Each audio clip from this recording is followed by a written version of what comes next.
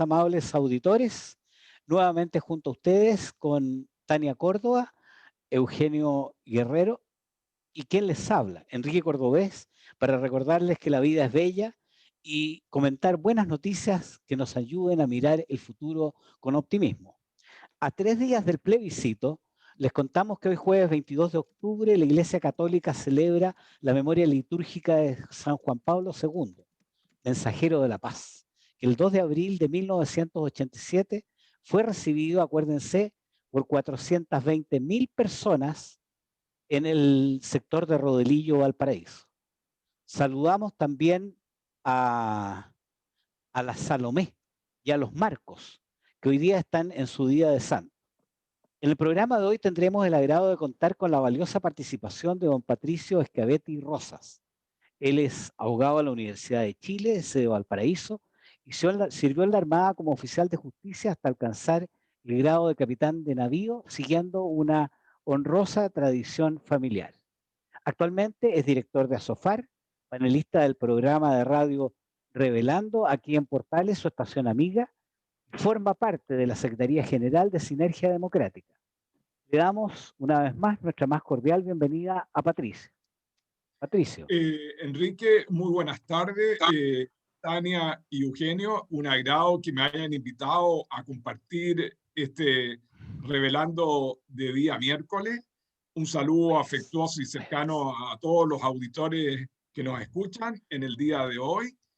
Y bueno, compartirles que además de participar en Sinergia Democrática, soy miembro de los gremialistas de la Católica del 71.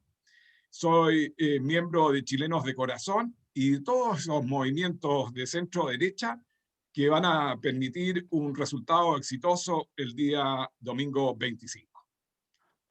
Muchas gracias por aceptar la invitación. Vamos Somos Chilenos de los jueves. Y yo quería aportar con respecto a que hoy, un día como hoy, un 22 de octubre, pero en 1978, asume el pontificado San Juan Pablo II, y que me parece muy relevante traer a colación una de sus encíclicas, que es una de mis preferidas, que se llama Centésimos Annus, ¿no? Y esto yo lo quiero vincular, Patricio, y ya después vamos a comenzar a aterrizar a todos los temas que vamos a conversar hoy.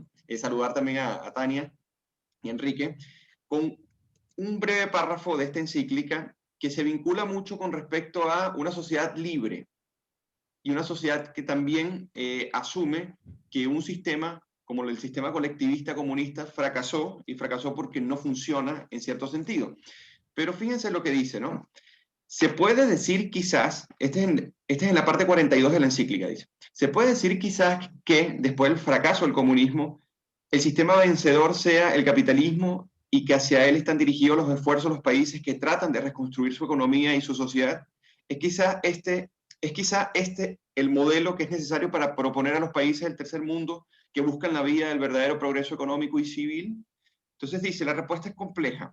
Si por capitalismo se entiende un sistema económico que reconoce el papel fundamental y positivo de la empresa, el mercado, de la propiedad privada y de la consiguiente responsabilidad para con los medios de producción de la libre creatividad humana en el sector de la economía, la respuesta ciertamente es positiva, aunque quizás sería más apropiado hablar de economía de empresa, economía de mercado o simplemente economía libre. Pero si por capitalismo se entiende un sistema en el cual la libertad en el ámbito económico no está encuadrada en un sólido contexto jurídico que la ponga al servicio de la libertad humana integral y la considere como una particular dimensión de la misma, cuyo centro es ético y religioso, entonces la respuesta es absolutamente negativa. Entonces aquí yo lo que quiero es que, citando completo a San Juan Pablo II, en que el sistema de libre mercado no solamente fue el que triunfó, sino que ha sido una respuesta positiva y puede ser una respuesta positiva incluso para los países del tercer mundo, y que uno de los que se encaminó para obtener la prosperidad que proporciona este sistema es este gran país, que es Chile. Pero por otro lado tiene que estar enmarcado en un contexto jurídico que la haga posible, que la proteja, y que por otro lado también la conecte con una actitud ética y moral para defender estos principios. Y es allí donde se equilibra esto. Entonces, trayéndolo a colación, porque el próximo domingo vamos a ir a unos comicios electorales, tomemos en cuenta cuál es la opción que se va a tomar, pero siempre pensando en qué podría ser lo mejor para el país, no solamente porque la historia así lo ha venido mostrando, sino que también cuál es la mejor compostura ética para poder afrontar los desafíos que trae este siglo para nuestras naciones. Querido Eugenio, Enrique y Tania, si me permiten hacer 4 acotaciones sobre San Juan Pablo II. La primera, que es un líder, fue un líder espiritual de gran relevancia y que permitió la caída del comunismo en la Europa oriental. Yo creo que fue un factor fundamental en la recuperación a la democracia de Polonia y el surgimiento de un liderazgo como el de Lech Walesa, que sale de los trabajadores, es decir, le da un golpe al marxismo y surge este líder del pueblo para conducir los destinos de Polonia. En segundo lugar, y compartiendo lo que tú has señalado, he estudiado los rankings de prosperidad de los países sudamericanos y me llama la atención que quien copia el modelo capitalista tiene éxito y el que copia el modelo socialista está en último lugar de la tabla. Y para aterrizar lo que estoy señalando, Chile ocupa el primer lugar con un 68,7% en el ranking de prosperidad. Bolivia, que ha tenido la mala fortuna de sacar elegido el pueblo boliviano al señor Arce, volviendo el MAS al poder y a la corrupción, ocupa como los últimos lugares de la tabla con un 52,7%. Después viene Nicaragua, una dictadura marxista de largos años, tiene un ranking de 51,6%. Y la dictadura de Maduro ocupa también los lugares últimos de la tabla con un 42,8%. Por lo tanto, los queridos auditores que nos escuchan deben tener claridad de que aquí el domingo se elige entre un modelo de libertad y un modelo socialista que nos lleva al precipicio. La tercera consideración que quisiera compartir con ustedes es ese discurso del Estadio Nacional del Papa Juan Pablo, en que le dice a la multitud que hay que mirar a él, hay que mirar a Jesús. Y hemos tenido este domingo la destrucción de 2 iglesias, y yo creo que los cristianos, todos ecuménicamente, debemos salir el domingo a defender estos valores cristianos. Católicos, evangélicos, presbiterianos, anglicanos, porque nos une la defensa de la familia. Y ahora, en el plano personal, quisiera compartir con emoción a los auditores que yo era muy joven cuando vino a Rodelillo y caminé desde Aguasanta a pie hasta Rodelillo. Estuve en su misa y lo vi pasar en un camino que había entre los asistentes y todo el pueblo del Señor, los católicos, reaccionamos llorando emocionadamente porque era un santo. Esas eran las acotaciones que quería decir respecto de Juan Pablo II. Muchas gracias, Patricio. Saber que eras una de las 420.000 personas de Rodelillo. Tania, bienvenida. No nos habíamos podido conectar todavía, pero cuéntanos. Hola, tuve unos problemas acá en la conexión, pero ya estoy acá en el Vamos Somos Chilenos de este jueves. Bienvenido, Patricio. Oye, hola, Tania, un placer y un agrado de compartir contigo y con gente joven que nos alimenta, nos da fuerza para seguir en el combate. perfecto.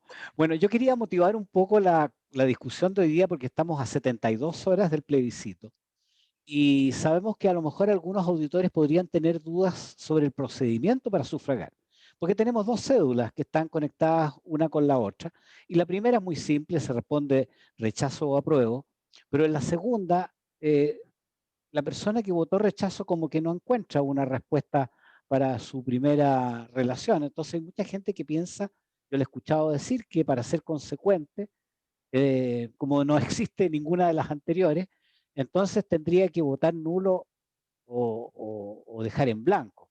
Yo no sé si eso sea lo que corresponde hacer legalmente, y como tú conoces bien el tema, Patricio, te pediría que nos iluminaras y a nuestros auditores sobre cuál es la forma más correcta de plantear la opinión que tú quieres dejar en el voto.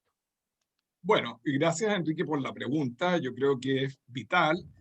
Y aquí nos encontramos frente a dos papeletas. La primera, en la cual no hay dudas que hay que votar firme y claro, marcando con una cruz, completando una cruz, en la opción rechazo.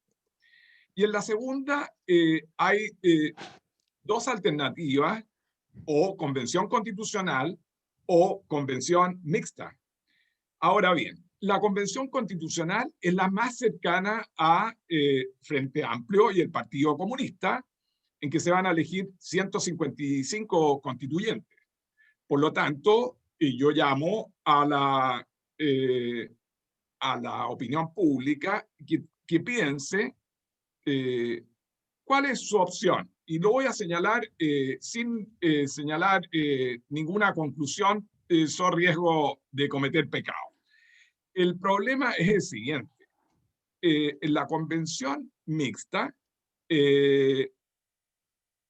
la alternativa es de elegir 172 constituyentes, 86 elegidos por el Parlamento en Congreso Pleno, la misma forma que se eligen los parlamentarios, como se eligen los diputados, y 86 elegidos popularmente entre los ciudadanos.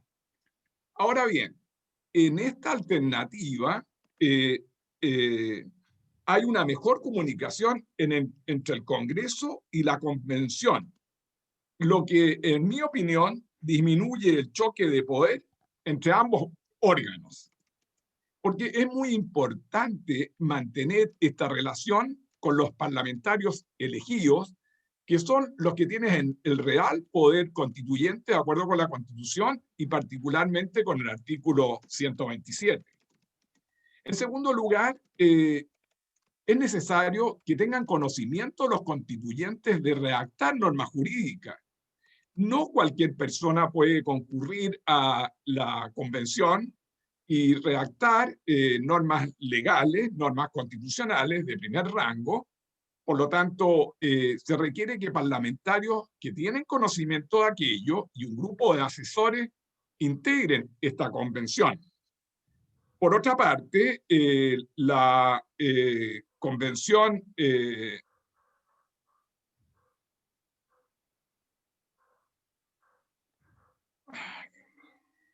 Perdón, Patricio, tenés un problema, parece. la mixta permiten una integración más equilibrada entre miembros electos y parlamentarios en ejercicio.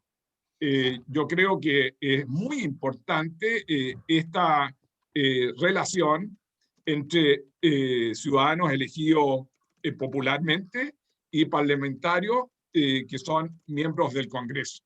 Así que, sin señalar cuáles son las alternativas, yo creo que nulo no expresa una opinión, y nosotros queremos un plebiscito democrático, de alta participación, para que el plebiscito sea legítimo. Por lo tanto, cada ciudadano tendrá la opción en la primera papeleta de votar rechazo o apruebo, y en la segunda, estas posibilidades, ¿no verdad?, que van desde la convención constitucional, la mixta y el nulo. Pero para el proceso, yo estimo que la mixta es la que más se adecúa a las normas constitucionales actuales y que están fijadas en el artículo 127 de la Constitución. Enrique. Sí, mira, yo quería solamente agregar una última consulta, una última duda que probablemente haya quedado en el tintero, en el sentido de que cuando alguien vota nulo o deja el voto en blanco, eso puede ser, pues de acuerdo a la ley, no son votos válidamente emitidos. Vale decir, en el recuento final, si por ejemplo, hipotéticamente la mixta tuviera un 30% y la constituyera tuviera un 30% y los nulos fueran nulos y en blanco fuera un 40%, esos no corren en la cuenta final. Y quedaría entonces, según mis cálculos, un 50% de votación para la constituyente y un 50% para la mixta. ¿Es así o no, Patricio? Mira, primero quiero señalar la alternativa de ganar el rechazo. La papeleta 2 no tiene ninguna importancia. Eh, Desaparece la importancia, bueno, y los partidarios de esta opción tendrán que salir a defender ese resultado.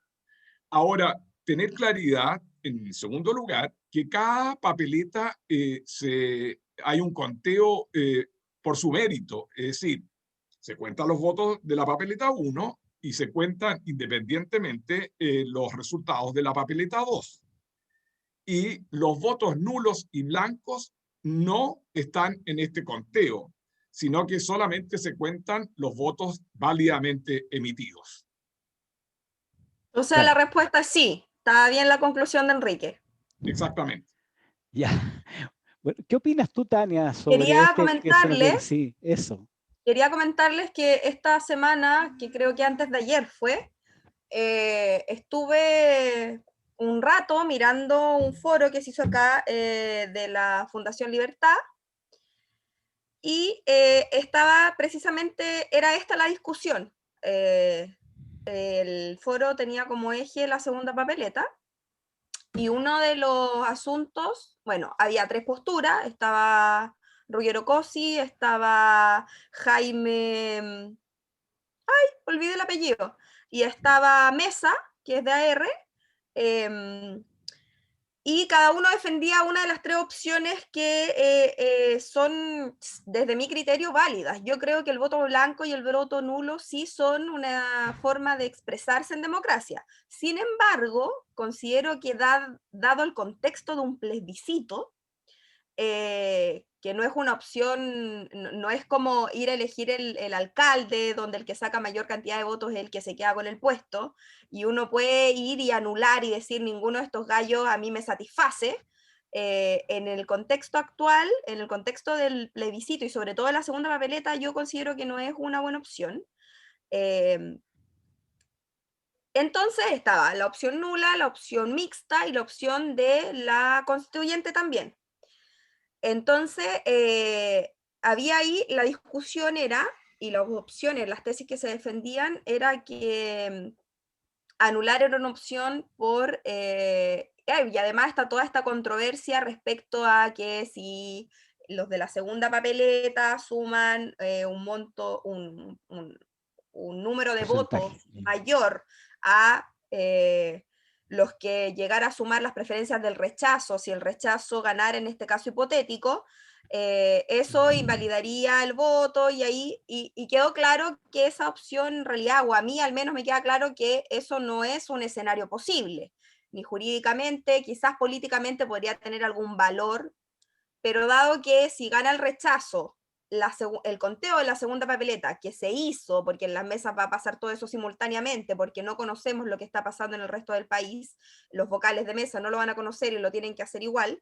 Sin embargo, eso no se oficializa a través del CERVEL, no va a salir nadie a decir esta fue la opción que ganó en la segunda papeleta, si gana el rechazo. Entonces, me parece a mí que siguiendo un razonamiento de quien vota rechazo, la opción que viene a ser la que resguarde los equilibrios sería la mixta.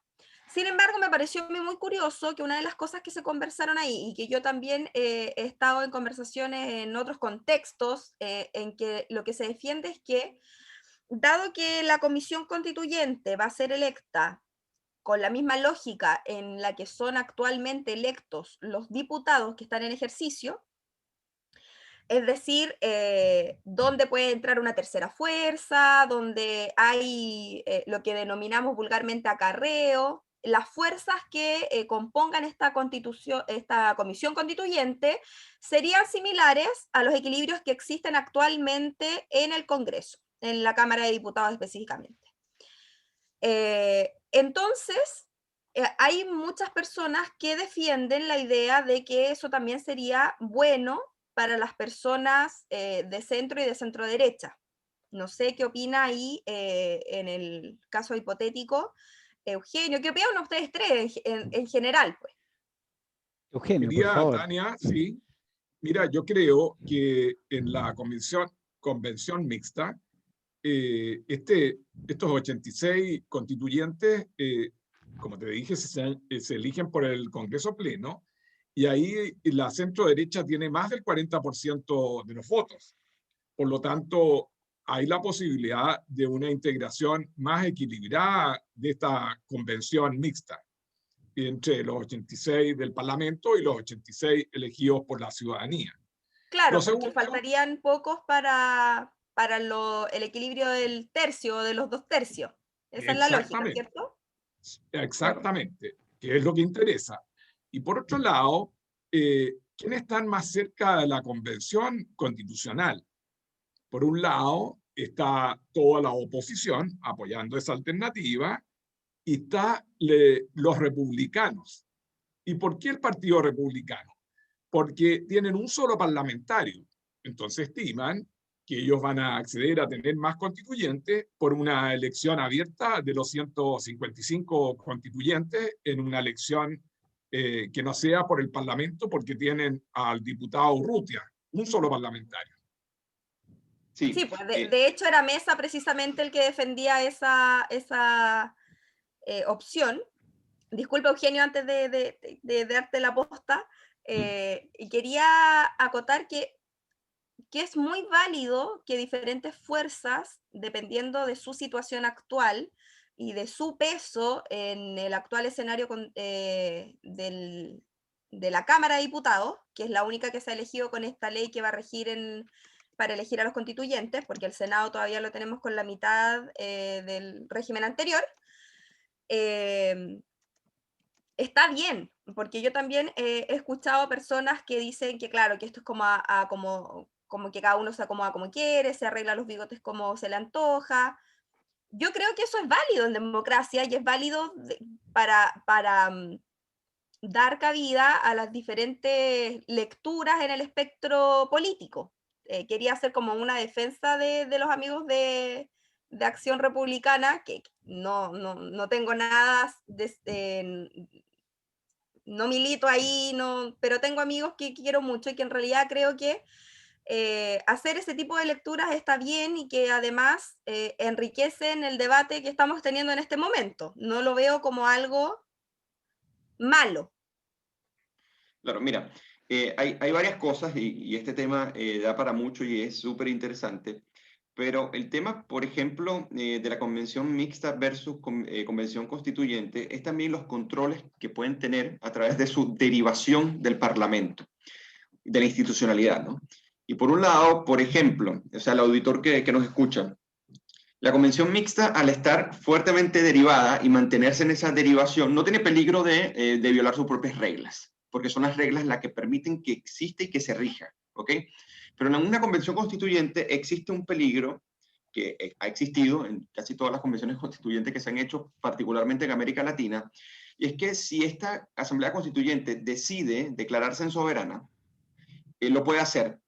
Y el gran problema es que no hay instancia para ejercer la reclamación. ¿Okay? No está establecida en el acuerdo. Y el gran problema de ello es que si se declaran soberana y lanzan receso toda la institucionalidad, podemos entrar en una inestabilidad institucional no menor. ¿Okay? Y ese es uno de los grandes peligros que tiene la Convención Constituyente, independientemente del debate que se pueda presentar. ¿Por qué? Porque la idea es que hay que salir a votar por la opción que nosotros tengamos nuestra preferencia, pero fundamentalmente porque la participación política con respecto a la representación de estos porcentajes en la asamblea, eventualmente en una asamblea constituyente, estén equilibrados para lograr los mayores acuerdos posibles. Pero más allá de eso está el peligro de romper el propio control que la derivación que hace el Parlamento para que funcione se haga. Y eso es un peligro. Entonces, por ende, la convención mixta como que se perfila para poder equilibrar mejor ello. Por otro lado, tenemos a personas como el Partido, organizaciones como el Partido Republicano, que también tienen, en cierto sentido, como un aspecto optimista de lo que puede surgir. ¿En qué sentido? En que no se va a elegir un parlamento igual en una convención constituyente, porque se tendría que derivar de la misma manera. Y por otro lado, podemos dejarlo para el siguiente bloque, lo que vendría a ser la explicación de la convención mixta y sus ventajas para que las auditoras puedan, en cierto sentido, tomar la mejor decisión. Así que nos vemos en un segundo bloque. Sí, en el segundo bloque vamos a continuar con esta conversación tan interesante, pero antes recordarle a nuestros auditores de que la buena noticia es que el MOP firmó con Hyundai el acuerdo para continuar construyendo el puente hacia Chiloé. Un adelanto que vamos a tener operativo el año 2025 y va a permitir a sus 50.000 habitantes estar unidos con el continente y estar a 5 minutos de los medios de ayuda sanitaria y de todas las emergencias que se producen en una familia. Bueno, para irnos a nuestra pausa musical, nada mejor que recordarnos entonces de Puerto Montt. ¿Quién nos recuerda a Puerto Montt? La canción de los iracundos. Dejamos con ustedes a los iracundos en la inolvidable canción Puerto Montt.